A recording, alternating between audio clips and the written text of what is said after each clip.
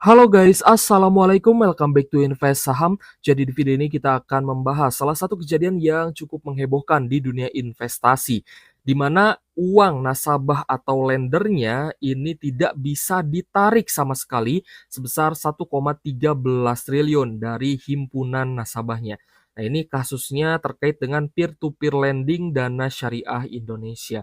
Kita akan bahas apakah ini jelas penipuan atau murni gagal bayar gitu ya. Oke guys, jadi sebelum lanjut kita juga turut berduka cita untuk teman-teman yang terkena kasus ini di mana uang investasinya sebagai lender di peer-to-peer lending ini tidak bisa ditarik sama sekali. Jadi anggaplah teman-teman di portonya itu punya puluhan juta, ratusan juta, itu tidak bisa ditarik sama sekali gitu ya.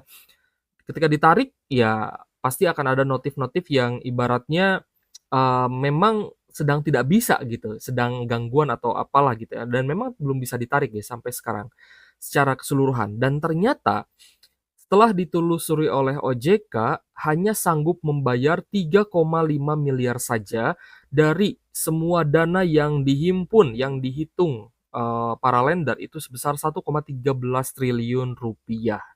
Nah, kira-kira apakah ini akan ada kasus pidana atau kasus perdata?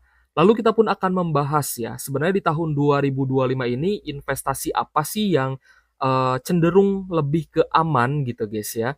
Aman dan menguntungkan. Nah, kita akan bahas karena kan investasi itu banyak guys.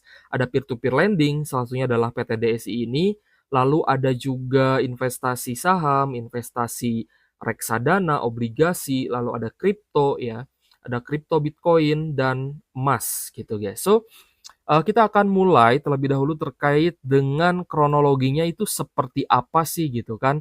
Nah jadi gini guys, kita bahas dulu untuk kronologinya, peer to peer lending Dana Syariah Indonesia ini.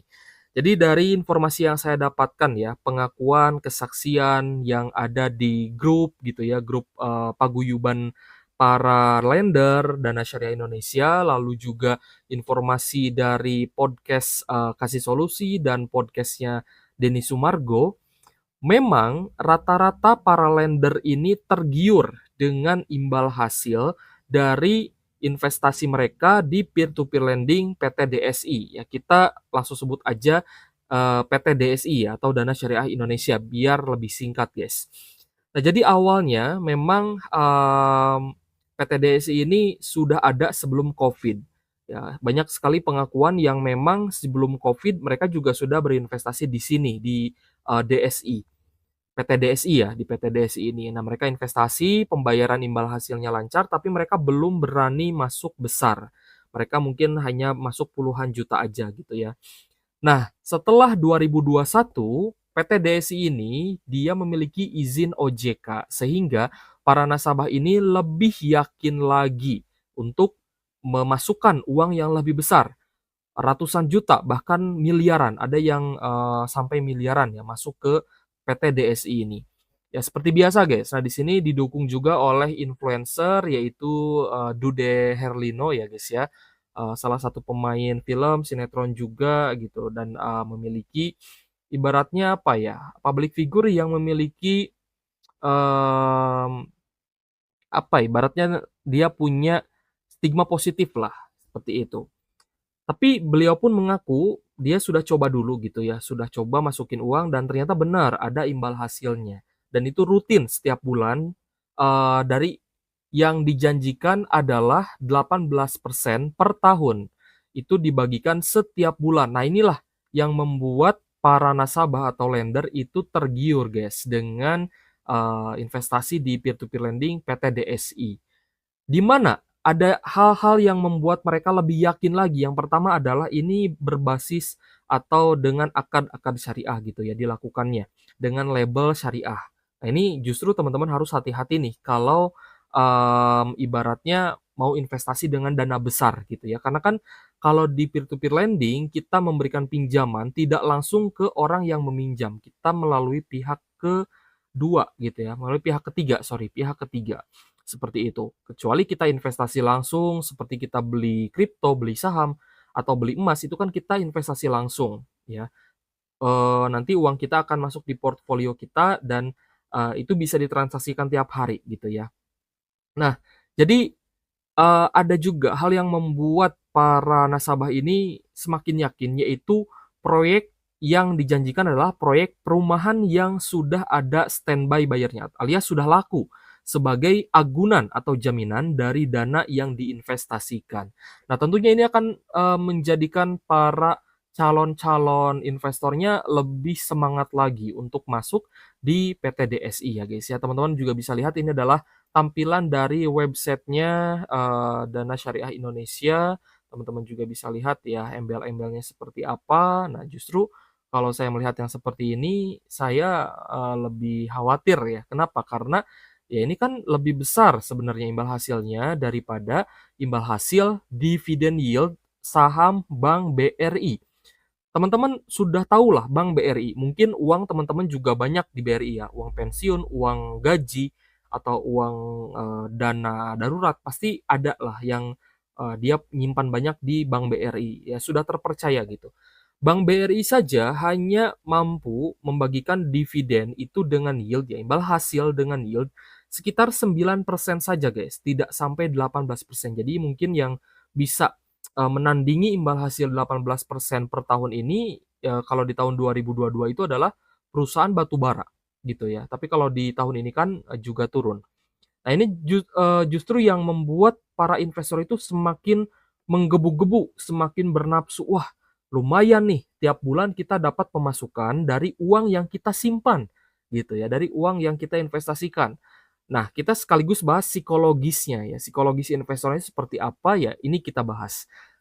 18% per tahun dan, dibagikan imbal hasilnya per bulan itu justru bisa menjadi, penghasilan yang pasif, passive income.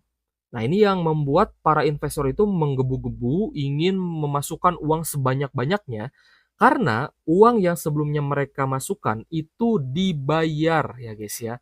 Jadi awalnya itu dibayar, bagi hasilnya itu rutin sekali dari, setelah dia berizin OJK. Sebelumnya juga, sebelum berizin OJK itu juga sudah ada ya, guys, ya, imbal hasil.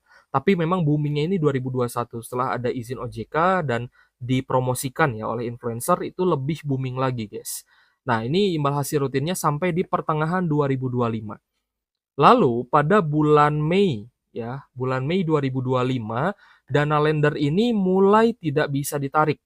Ada beberapa investornya, nasabah atau lendernya itu dia tidak bisa atau kesulitan menarik dananya. Alasannya selalu sama, yaitu borrower atau yang meminjam itu belum bayar, yang punya proyek gitu ya, yang punya proyek perumahannya itu dia belum bisa bayar. Ya jelas ya, karena kalau bisnis perumahan itu kan semisal nih teman-teman jadi sales perumahan itu pasti teman-teman disuruh untuk promosi, sales ya, kita sebar-sebar brosur dan segala macam, belum tentu ada yang mau beli. Ya, dan itu akan sangat sulit sekali. Nah, ini kan resiko yang besar sebenarnya. Lalu bagaimana dengan OJK? OJK ini sampai per hari ini masih dalam tahap audit, bahkan sudah 2 kali melakukan audit terhadap PT DSI. Sejauh ini kita melihat ya memang belum muncul hasilnya, tapi, dari informasi yang saya dapat, hasil dari audit OJK ini katanya, kemungkinan besar tidak bisa dipublikasikan. Ya tapi semoga kedepannya bisa dipublikasikan lah, sehingga ada transparansi untuk para nasabah. Tapi sejauh ini ya yang, dilihat memang ada dugaan, ini baru dugaan aja gitu ya, ada dugaan fraud gitu ya, penipuan proyek dan transaksi fiktif, di mana dana lender yang ada, yang investasikan itu sekitar 1 juta sampai ada yang investasi 25 miliar guys, itu cukup besar ya untuk, dana yang ada di peer to peer lending Dana Syariah Indonesia.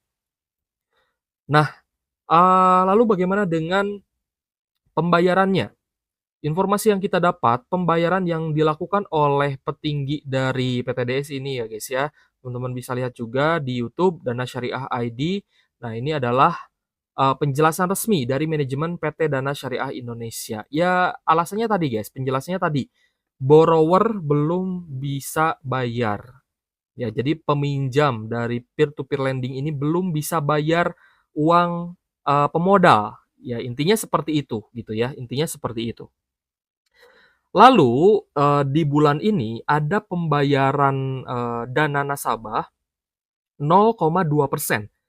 Ini justru, nilainya sangat-sangat kecil ya dan malah membuat, si nasabah ini penasaran gitu. Wah, kita harus gimana nih kalau dipidanakan, ya misalkan nih ada kasus pidananya, itu kan pasti bisa dipenjara dan ketika dipenjara itu pengembalian dana nasabahnya malah semakin sulit. Tapi kalau dibayar gitu ya secara bertahap itu akan memerlukan waktu yang cukup panjang, guys. Kenapa? Karena ya tadi, dana yang, mereka sanggup bayar hanya 3,5 miliar saja. Ini kan juga menjadi dilema ya, dilema untuk para investornya yang sudah memberikan modal mereka.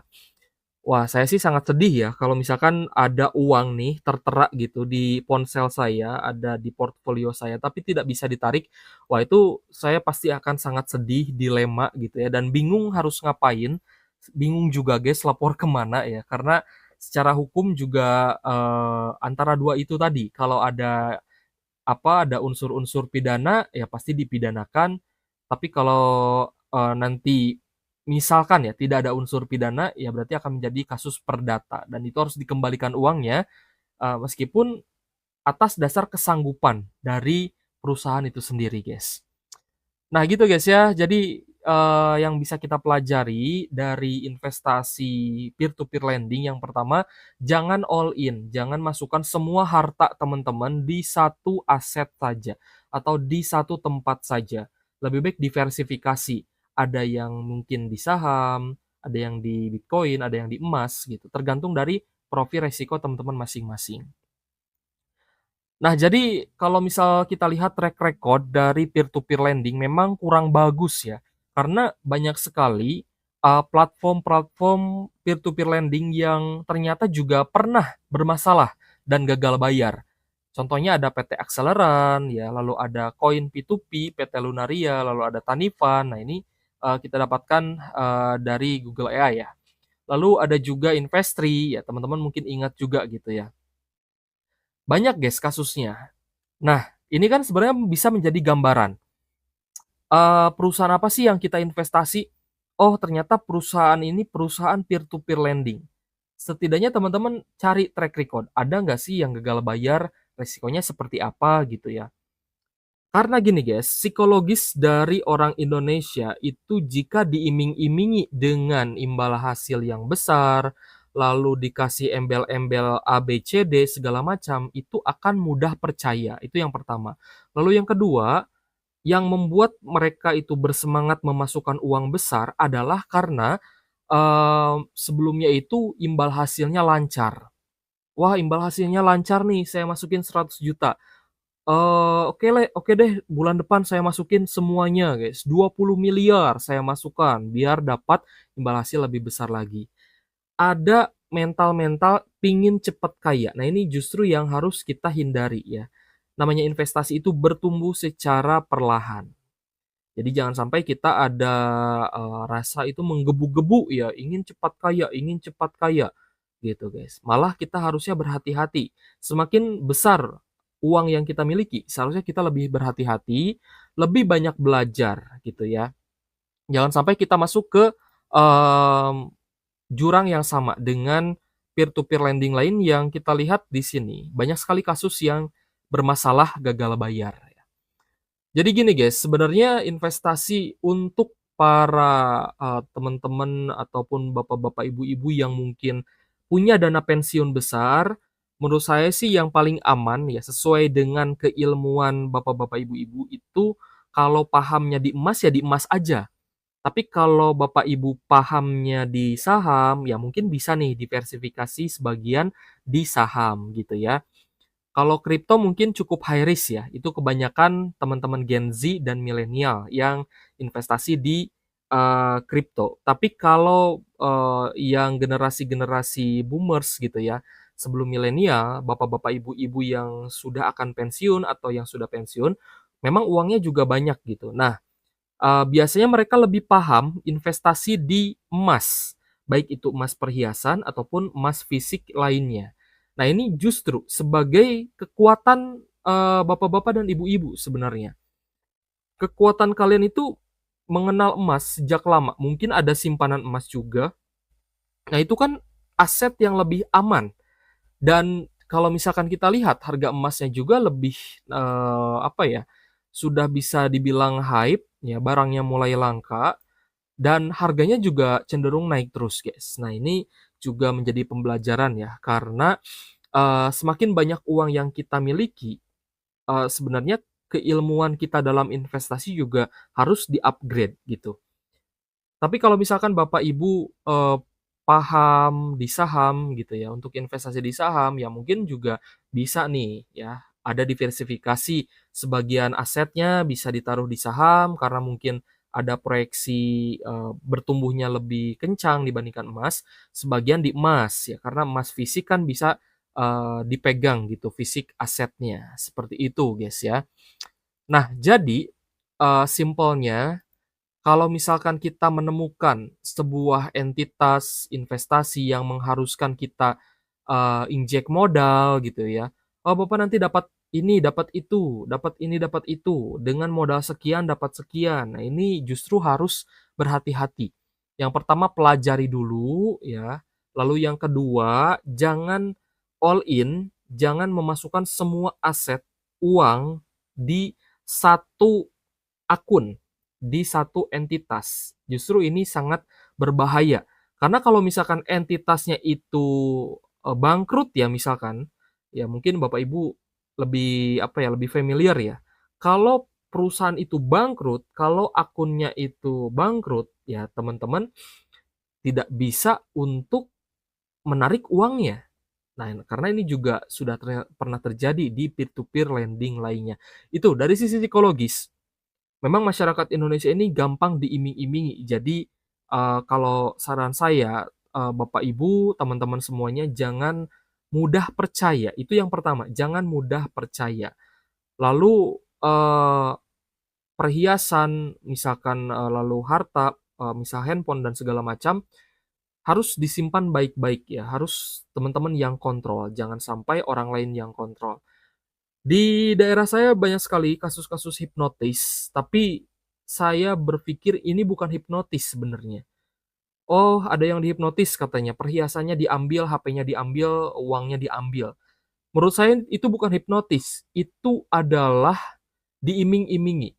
Ternyata setelah dipelajari, oh benar, ternyata diiming-imingi akan dapat bansos katanya gitu ya. Dia berpakaian rapi gitu, lalu mendata, setelah dia mendata, "Bu, tolong dilepas dulu perhiasannya," katanya gitu kan. Itu dompetnya disimpan, ya semuanya disimpan di satu meja, lalu ditutup gitu ya. Lalu si ibunya diajak keluar, difoto. Nah, orang yang di dalam kan memasukkan semua uangnya. Lalu si ibunya difoto dengan iming-iming akan dapat bansos. Nah, itu kan sebenarnya bukan hipnotis, guys. Itu adalah trik ya, oknum-oknum yang memainkan psikologis dari, eee, targetnya gitu. Jadi harus hati-hati memang ya. Yang pertama hati-hati dari iming-iming, lalu yang kedua, ya pesan dari saya jangan memasukkan semua aset, beresikokan aset teman-teman, harta teman-teman di satu tempat gitu. Jadi harus ada diversifikasi nih, harus ada pembagian.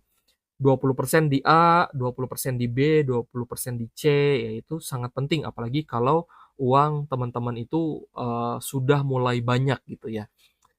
Oke guys, mungkin, pembahasannya cukup di sini. Untuk lebih jelasnya teman-teman boleh lihat penjelasan resmi dari manajemen PT Dana Syariah Indonesia seperti apa penjelasannya, karena sampai saat ini memang masih ada itikad baik untuk, pengembalian dana, tapi dari pemberitaan kita, melihat dana yang mereka punya itu hanya 3,5 M saja. Jadi masih sangat jauh guys ke angka 1,13 triliun.